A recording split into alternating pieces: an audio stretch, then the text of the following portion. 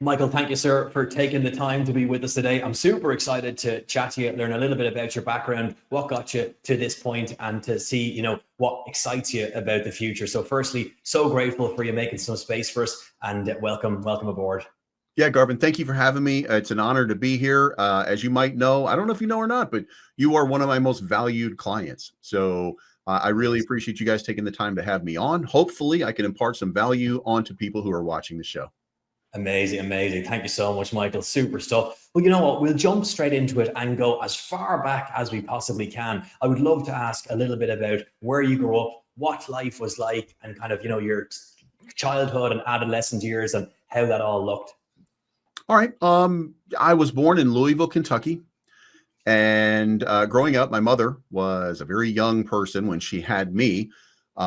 Baby having a baby is really what it came down to. She wasn't really ready for motherhood in that way. So for the first 2-3 years of my life, I lived with my grandmother until my mother was old enough to get her own place and, live her life. I grew up Catholic, so this was a scandal where I am. And, eventually we found our way, if you will, and, moved around a lot when I was a kid. We went from apartment to apartment. We would go into 1-year leases and stuff like that. So I would like to say I traveled, but I didn't really. It was all in Louisville. So we moved around a lot. We had but we had a nice life. It was, one thing that I always understood is it doesn't matter what your life is, you make the best of it. And we made the best of it, and we had a great time. So it was very, very interesting.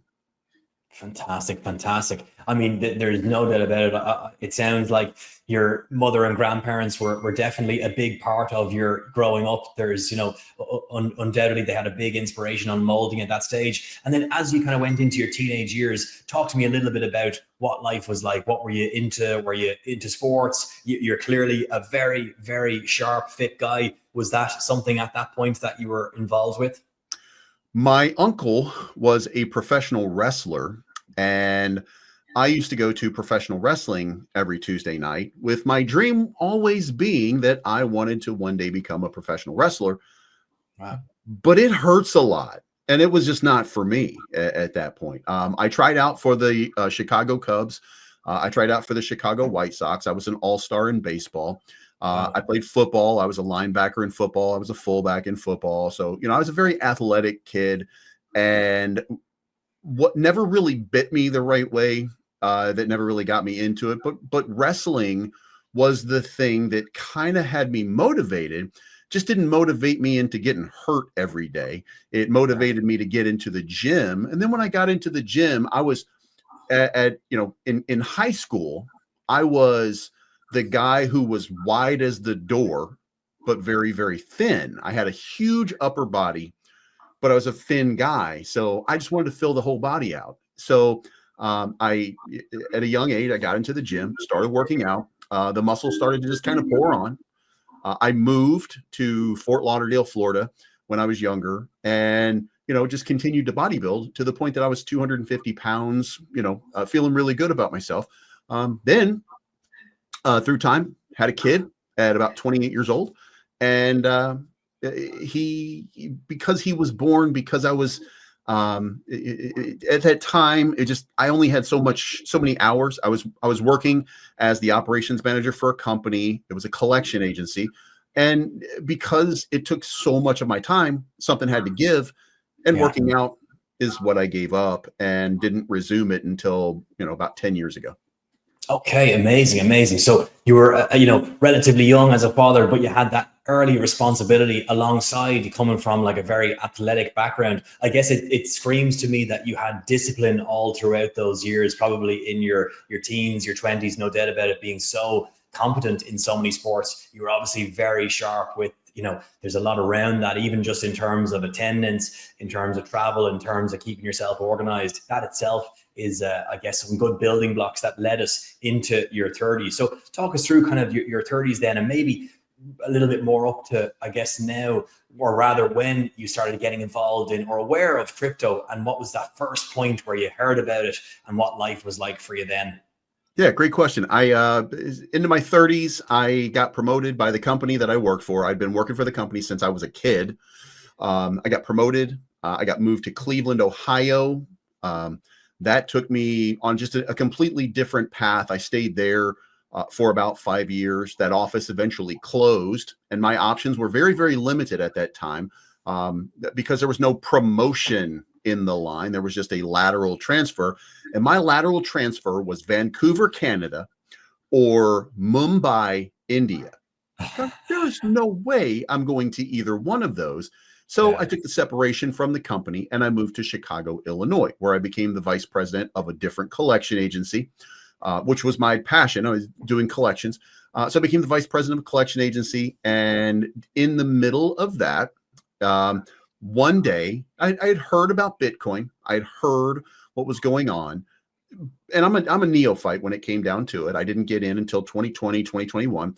And I just saw what was going on with Dogecoin. And it was an old friend of mine, ironically, from Cleveland, Ohio, that made a post on social media talking about all of the money that she had made from Dogecoin. And that was the one that got me. It was not my first purchase, by the way. It's not what I bought because the money had already been made. But I thought, what a great opportunity. So I started to buy tokens or coins, as we called them back then. But I started buying tokens, and some of them paid off pretty well. That got me in. Amazing, amazing. So I guess, you're coming from a very financially focused, but also I guess there's a big robust element to the collection, business, which I'm fascinated to ask a little bit more around. And then, you started to stumble across crypto through that friend of yours. Your first kind of delve in, did it feel like, I guess, were you super excited about it? Did it feel like this is another world? Could you have foreseen, I guess, the vast growth in the years ahead? Or did it feel just a little bit like kind of a bit of fun on the side, a bit of a side gamble, shall we say, nearly, and kind of something that was a little bit light? Yeah. So the weird part was there were two companies that were considering a merger. One of them, I think, was called New Cipher. And they were talking about merging their coins or tokens into one project. And that project was going to be called Keanu. And I thought, well, that's kind of a cool name. That's, evokes Keanu Reeves and stuff like that. And of course, he's been part of our public lexicon for 30 years now. So it seemed like an obvious win. So I went to Twitter. At the time, X was called Twitter. I went to Twitter and I just put in out of nowhere, because I as I'm reading through cryptocurrency, I see cash tag. I see the $ in front of something. So I put cash tag Keanu. And as soon as I do, a post pops up an hour ago, and it says, just launched, soft launched, renounced contract. It said all the things that I find out later. I had no idea at the time, but later I found out those are the hot buttons, renounced contract, stuff like that. So I put $250 into this low-level crypto called Keanu, and which was what got me started on YouTube, by the way, which we'll get to in a moment. But I bought it for $250, paid $180 in gas fees, by the way. Oof. And within 3 days, it was worth $5,000. Okay. So it was a nice start to my crypto journey. Certainly, yeah. Your interest was undoubtedly peaked after a couple of days with that. I can only imagine. And so I guess from that point, where are we in terms of timeline? Can you remember what year that was roughly? That was 2021. That was about April of 2021. That was really, Elon Musk had already gone on stage. Doge had already dumped super hard. Everybody was telling me, it's coming back, bro. It's coming back, bro. And when you see that in Telegram, you think, oh, well, if they know that, then it must be the case. And of course, you don't realize how naive a lot of the investors are. So you're just listening along to them. I never bought any more Doge, but I watched it with fascination as it was playing out. But in the meantime, Keanu, which was $5,000, had slipped back down to $1,000. And it found a floor. I didn't know it was a floor at that point, but it had found its floor. And its floor was 4x up from where I was initially. So I was still feeling really, really good about, I thought I was a genius at that point, that I had figured out crypto and that all I had to do was wait just a little bit longer and I was going to be a millionaire. I love it. I love it. It's a really, really good entry point and a good kind of warm story that obviously got you kicked off and excited. So I suppose from that point of excitement, you know, you're realizing that, hold on, I'm working here as the VP of a collections firm. I can only imagine that is a very intense ecosystem, a lot going on, a lot of moving parts. And clearly you're in a very senior role, having, you know, built your career over a long period of time. At the same time, you're obviously a father and you've got tons of other stuff happening. So I guess bring us towards then that point where you said, hey, you know what? I'm going to start making content. Give us the feeling of what brought you to that precipice. Yeah, great question. So what happened was Keanu needed somebody to do YouTube videos because they didn't have anybody. They were on a shoestring. They had no budget. This was, you know, at the time, again, at the time, you don't know anything about meme coins. You're just kind of learning on the job. They had no presence on YouTube. They had nobody talking about them. They had nobody on Twitter. You know, they didn't have a whole lot going on. So I said, I'll make some YouTube videos. So then they added me not to the team, but to a private chat for like influencers, if you will, and the developers and stuff like that. So I met these guys. I became fast friends with them all. And I started making content. And my first content was just me taking a phone, walking around outside my house saying, hey, man, this thing is going to go to 1 billion market cap or something like that. You know, whatever crazy things that people tell you you're supposed to say on YouTube. That's what I started doing. And as a matter of fact, shorts did not exist at that time. So I was making vertical content in a horizontal platform, which was ridiculous in hindsight, but that's what we started doing. And before I know it, I have 1,000 subscribers. And then before I know it, I have 4,000 watch hours.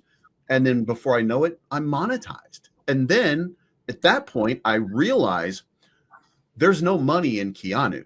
Even if Keanu goes crazy, I can't support my life on YouTube with just Keanu. So I branched out and I started covering a lot of different meme coins, including Saitama, which went to a $7.7 billion market cap, including Kishu, which went to almost $1 billion market cap, including Starlink, which ended up, even though Elon at that point hadn't created Starlink at the time, it was just kind of a concept and an idea. Somebody had created a Starl token, and they had a video game, everything like that, that was going to go along with it. AAA rated video game, I might add, that really just never got off the ground. But I started covering all of these, and before you know it, I have 3,000 subscribers. And then I have 4,000 subscribers and 5,000 subscribers, and people are paying attention. And then I get my first YouTube check. My first YouTube check, by the way, $17. So I was like, ew, that's not even worth my time. My second check was $700. Now it was worth my time because, you know, the way I broke it down was it's almost a couple $100 a week. So I'll take that. And then I just built from there. Oh, absolutely, Michael. Fantastic lessons for anybody who's thinking about getting into content. Like, you really grabbed the bull by the horns. You were producing, like you said, you were pumping out, you know, portrait on the phone, on the fly, walking around, no mic, no nothing, really raw into a landscape format, but you just stuck with it. You were going for it. And I think that's what's super inspirational about your story. And I get that sense of you just as a person throughout your whole journey, is that, you know, you've got the discipline and you've got the brute force as well from the kind of athletic background, just to go with something and not overthink it. I think that's super, super inspirational, because I think one of the big things, and I'd love to ask your thoughts on this a little bit later, but one of the big things that often traps someone who's thinking about making content is kind of the fear of kind of what others will think. So, I mean, you're a prime example of inspiration around, you had built a very successful, thorough career, and then all of a sudden you're kind of falling into investing a little bit through hearing something from a friend, making some money. Before you know it, you know the guys from Keanu. Before you know it, you're on YouTube making really raw videos. And then at that point, you pivoted into, you know, expanding far beyond Keanu and making much bigger, or rather broader content. And then you're monetizing. I mean, that is incredibly inspirational. At that point, may I ask, when you were kind of making content and, you know, before you, or rather when you got to like 1,000 subs, I guess maybe were you starting to think, well, I wonder, will anybody in work or, you know, my day job kind of come across me? What was your sense of that? Did you have any kind of awkwardness around it? Were you worried about it? Or give us your thoughts in that sense. Well, so I didn't worry about it, and I was fortunate because as the vice president of the company, I didn't really answer to anybody but the president. The president was an old guy who was not very active. He would come into the office for an hour a day, kind of sit around and either pay bills or fight bills, you know, to try to see what he could get away with not paying. I mean, that really was what my life was like. So all I had to do was tell him what I needed. He would give it to me, and then we would move on. So I really wasn't concerned about anybody finding me on YouTube. I wasn't really concerned about a conflict with the job or anything like that. And to be fair, like I would go outside of my office and just film something just to, you know, fill in content and stuff like that. By the way, at that point, no Instagram, no TikTok. You know, I'm just YouTube. This is all I'm doing. Then I realized I got to start building on Twitter. So I start sending out tweets and stuff like that. But, you know, at that time, I really wasn't worried about anybody discovering me. Although within a couple of months, people started to know who I was at my job. At the job. Okay, really. So it started to proliferate. And how did those conversations go? I guess it was a bit of fun. You started to realize, wow, you know, between people starting to recognize me, between getting checks in the door for, even if it's $17, all of a sudden it's $700. There's something here of substance. You know, give us the feeling. I suppose within that, there was probably a transition period where you started to think, hold on here, I'm onto something. Well, so I think that everybody wants to feel famous. I think everybody wants to walk into a room and be recognized. I think everybody really and most people will tell you, I don't want to be recognized, because they don't want to be recognized for anything negative. They want to be put on a pedestal. You walk into the room and people are like, there he is. Everybody kind of wants that, I think, in some way in their psyche. So when it started happening to me, a quick story. I was at a casino, not because I gamble. I'm in crypto, but I don't gamble. I go in to eat dinner at like a buffet, something like that. I used to be really fat. I lost 110 pounds, by the way. Wow. So, but we go into a casino and we go to eat, and some little kid, as I'm walking out, recognizes me and says, I know that guy from YouTube. That was one of those self-fulfilling sort of prophecies where in my mind, I was like, oh my God, I just made it. And that was a great feeling. A couple of people at my job had noticed me on YouTube because they watch YouTube. And then this kid, and I'm like, oh my God, I might be famous. By the way, I'm not famous, but it felt like in that moment, that really is, by the way, the encouragement that you need. It is some of that recognition of people saying, oh my God, I know you from like a thumbnail or something like that. And it's great. So I didn't really get any friction from anybody. People asked me at work, like, well, what crypto should I be buying? And I'm like, you know, look, watch my channel after hours. During work hours, we don't talk about cryptocurrency here. So, and that was the way that that's the way it always ended. Like I don't mix business with any other business. So that's how it played out. No, fantastic. It's super inspirational. You know, as you kind of conveyed, acknowledgement and a bit of validation can be a major spark to keep the energy flowing through what you're doing. Give us a little bit of inspo in terms of like your first, 6 months of creating content. Were you producing like a video a day, or did you have a specific cadence? And what would be your advice to someone who's in that kind of first 6 month period in terms of output? So my first 6 months were really, I made a few videos walking around, but then what I decided was I want to be the guy ultimately. And by the way, I don't think that I was hugely successful at it, but I wanted to be the guy who was like the meme coin news. Crypto doesn't have a news source that's reliable and trustworthy. And I think it takes production. I think it takes, we've got people like myself. I do a live stream at 9 a.m. Central Standard Time every single day. Gets viewed by a few hundred people, maybe up to 1,500, 2,000 people. It's not huge, but I thought it was important at the time that I was out there doing that. And again, there's no real news source. You got me doing it at the same time as George from Cryptosaurus, which is what my wife calls it, but it's Cryptos Are Us. Then you have like the Coin Bureau, and you have Guy from the Coin Bureau. You have BitBoy, which is a friend of mine. You've got every other little influencer who's out there. We're all trying to do the same thing. The only person who I think was really, really, really successful at it was BitBoy, Ben Armstrong, because he had turned it into a news show. but that was my goal. I was trying to, and by the way, I didn't even know him or his show at that point. I just thought there has to be a way for people to learn the news. What you don't understand when you're starting to do that is how much news there is in crypto every day and how much of it doesn't even matter. And the news that does matter still doesn't matter to the people that are watching sometimes. So it was very interesting. It's an amazing thing as you grow your channel to find out what people like, don't like, and how flippant the market really is about everything that you do. You could go out there, you put a video out and you get 30,000 views for one video for one crypto. And then you're like, oh my God, I'm a god now. I am famous. And then you put out your next video and it gets 100 views. Like it's crazy the way this algorithm works and how it treats crypto.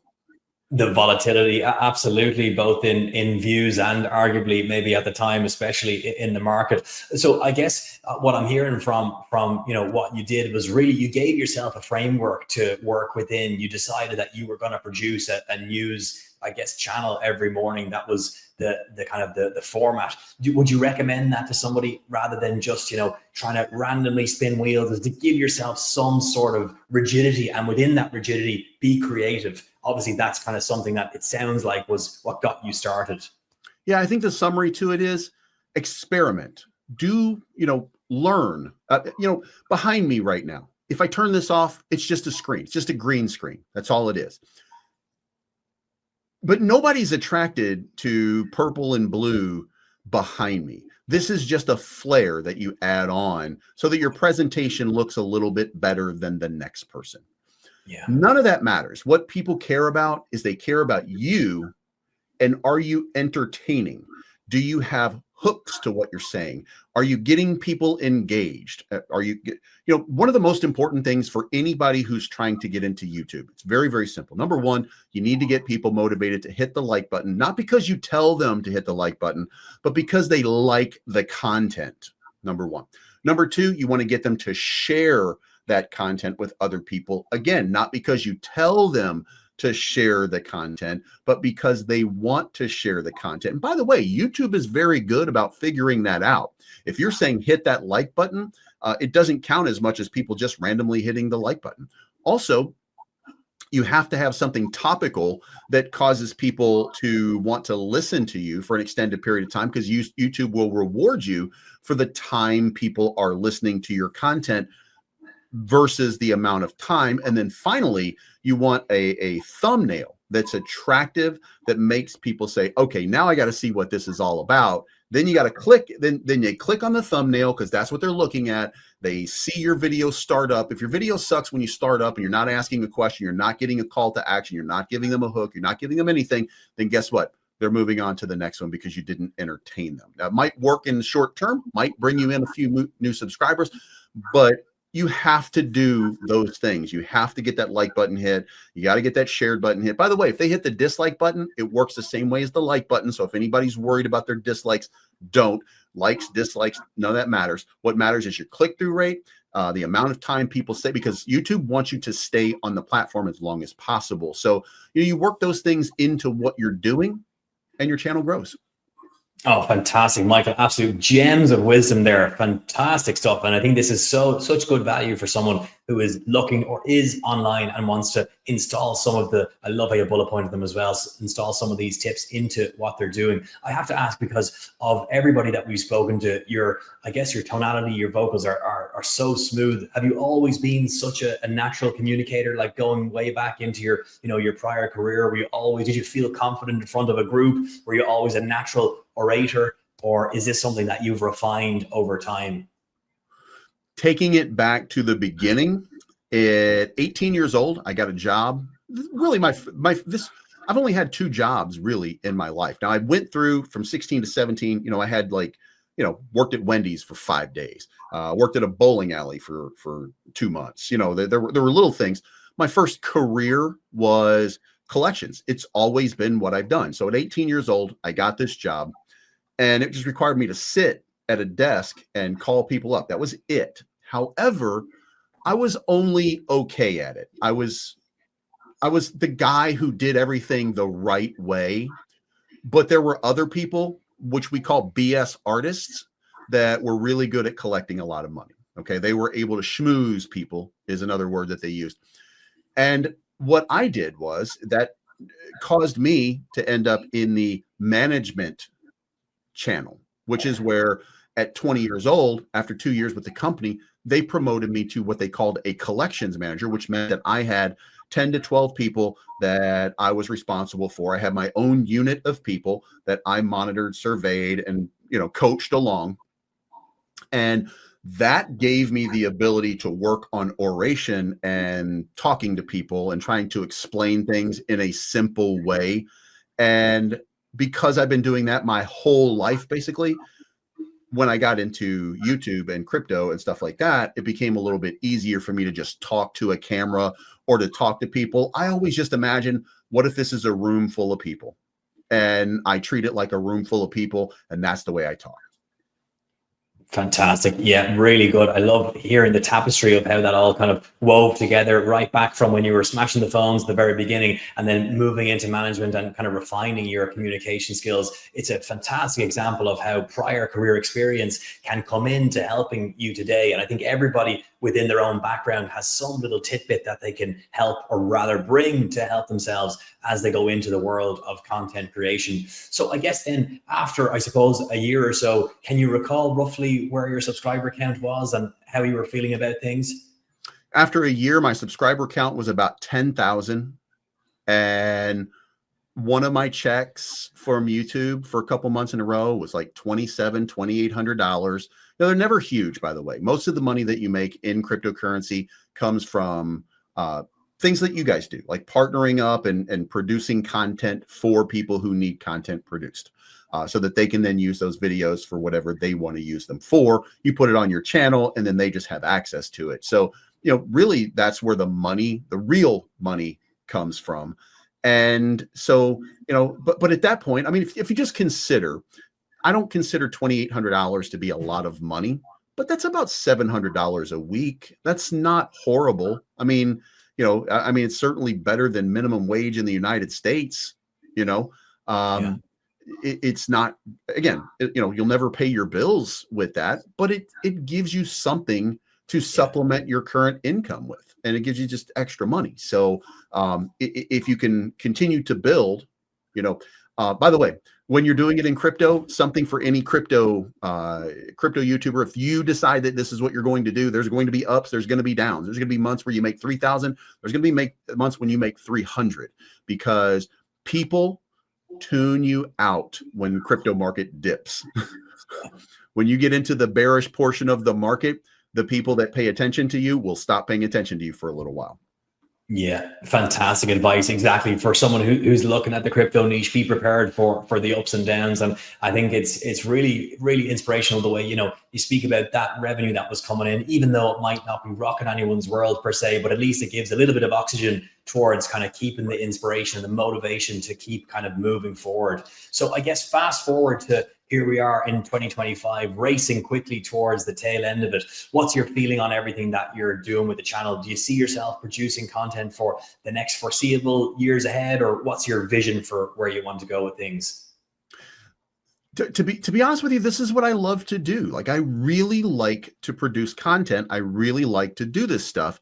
So the frustrating part for anybody, I think, in this market right now is if you're not in Bitcoin, or maybe you're not in XRP, this market has not been kind to you. You know, there's very, very limited number of options here for things that, by the way, when I say that, I do mean with value. If you're a degen that just likes to gamble all day long, which I'm not, by the way, but if you're just a degen who likes to gamble all day long, you might get lucky. You might get a 100x runner, something like that. But if you're looking at the broader crypto market, Bitcoin, Solana, XRP, maybe you can make an argument for Ethereum, but those are very small gains compared to other things, but they're solid. But when you get beyond that, there's not a lot of stuff. If you were to look at CoinMarketCap and just take a 1-year snapshot since like the beginning of this year, and you look at something as simple as AI, which we all talk about AI as the next big thing. I'm partnered with BitTensor to produce content. and I get paid in bit tensor. That's the way that it works over there. And when you look around, they're down 5% for the year. But if you go down the list and you go to Fetch AI is down 80% on the year. And as you go down this list, you will start to look and they're all down 50, 60, 70, 80%. This was supposed to be the bull run. This was supposed to be the moment where everything came together. So there's a lot of, there's a lot of feelings of frustration from a lot of people. So if you're not seeing the results that you've been looking for, part of that reason is because people are just tuning crypto out until we get into what they call the banana zone. So if you're making content, just keep making the content. Just keep putting it out. Try to find new ways. Try to find new hooks. Try to find new ways to, again, you want that click-through rate to continue to inspire, to continue to keep people paying attention to you, to have them coming back and talking about what you're doing every single day. And then do something crazy, like tell people, like I do, that you're always right. Because then that drives people crazy and they get on a bent to try to prove that you're not always right, which does the same thing as people who support you and tell you that you're always right. Oh, fantastic advice, Michael. I absolutely love it. You're blending both the kind of, I guess, the repetitive, disciplined element of stay creative within the frame that you're in. And even when it doesn't feel like there's a lot to kind of be creative about, you got to keep trying to find new hooks, new angles, and, keep moving forward on that front. And then throw in, I guess, by the sounds of it, a small bit of flash and a little bit of kind of controversy to stoke a bit of interest, which I absolutely love. I feel like that brings both sides of your kind of personality together, which is fantastic. I guess then in terms of if someone was looking at this and whether they're, thinking about becoming a crypto content creator, or let's say they just want to put themselves out there as a thought leader in general in their profession, what would be your simple advice for someone who privately is kind of simmering on the idea of, I would love to have the courage like Michael to just go for it? What would be the kind of simple thing that you would say to them? Do something that attracts attention. And then stick to it. Remember that there are lanes to everything. If your lane is Bitcoin, lean into Bitcoin. Ignore the static. If your lane is Ethereum, ignore Bitcoin and everything else. Ignore the static. Focus on a niche, what you're looking for. Like originally my niche was going to be meme coins. That was my thing. And that's what I've done for a long period of time. At some point, you want to branch out, and in order to gain new, here's the bad part that I will tell you that nobody else on YouTube will ever tell you when it comes to cryptocurrency. If you, Aster, I think was the last thing that really started to run and went a little bit crazy. And by the way, it only did a 3 or a 4 or a 5x. It's not like it went parabolic. Okay, it started at 50 cents, something like that. Like it's not like it just absolutely exploded. But it's in the top 100. It's got a huge market cap. Now, that being said, as long as there's a lot of traders on Aster, if you produce Aster related content, people will pay attention. But those Aster maxis will leave you, and so will the people who are just casually watching you when the next big thing comes along. Like I think there's another one coming up pretty soon called Reactor. People might start to get in that one. And if you produce content for it, then you might get a bunch of people who pay attention. But when you move on to the next content like Hyperliquid or anything else that might be coming along, they don't care about that. So find yourself a niche, find yourself like a spot in this and lean into that. The more you diversify yourself in cryptocurrency, the more opportunity you have to find a new lane, but the fewer people are going to watch while you're doing it. So be very, very careful when you're creating and crafting that content to make sure that it's something that people actually care about and people actually want to watch. And by the way, the final piece to that, because I think this is the other more important piece. If you want to challenge me, then you better have 10,000 plus subscribers, because if you're trying to match what I do, you're not going to get my subscribers to pay attention to you at that level. Okay. If you have 1,000 subscribers, go find somebody talking about Bitcoin with 1,000 subscribers and go beat them. Once you've beaten them, go find somebody with 3,000 subscribers and do the same thing that they're doing and beat them. And then do it for somebody with 5,000 subscribers and beat them. don't go challenging the 1 million subscriber platforms because you will never get any attention paid.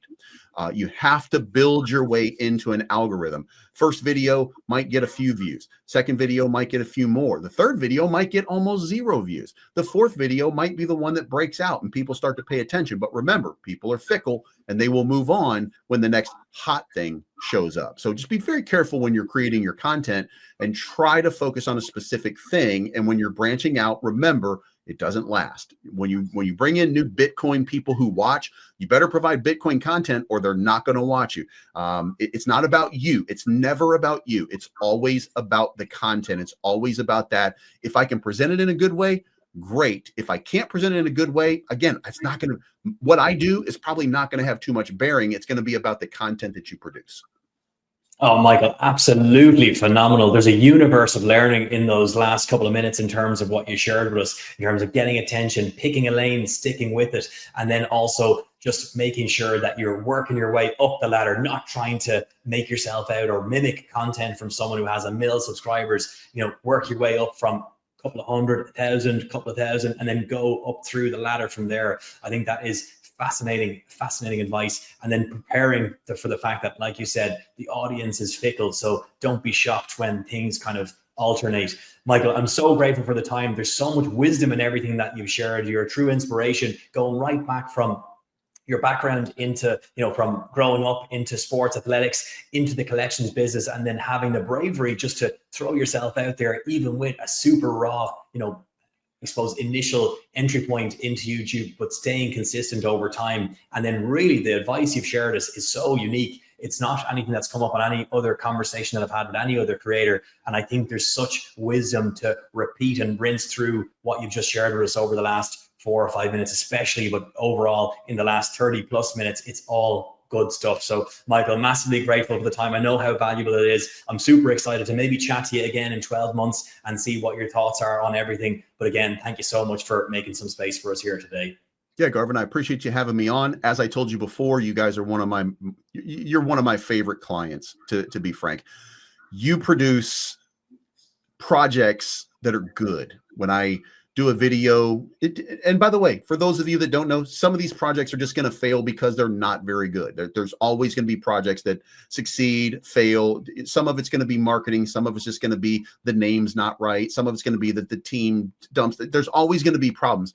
But with you guys, it's always been just a really nice, you know, when you guys have good clients and you send good stuff over to me, then I get a good result for my people who follow me, and then they feel good, they feel better. They're more apt to like the button, to hit the like button, to share the content. You know, when you get a profitable move, something that makes money, then like XCL, just as a, not to toot you guys' horn, but you guys brought me XCL a long time ago, and my community made a ton of money off of XCL. So you know, things like that make a huge difference, especially to a young creator who's trying to figure out their way. When you find that right project and you make that big money, then make sure that you recognize that and value clients who do that. So I value you guys, Garvin. Thank you so much for that. Goodness, Michael, that means the world to us. It really just a great example, as you kind of conveyed there, of how like the goodness goes around. I think when we're working with amazing people like yourself, we're able to find good projects, bring those to you, and then everybody wins. Your audience wins. You know, you get good interaction, and then we, I guess, live and thrive off that positive feedback from yourself. So again, thank you so much, Michael. Pumped for our future chat, and we'll look forward to talking again very soon. Thanks for having me.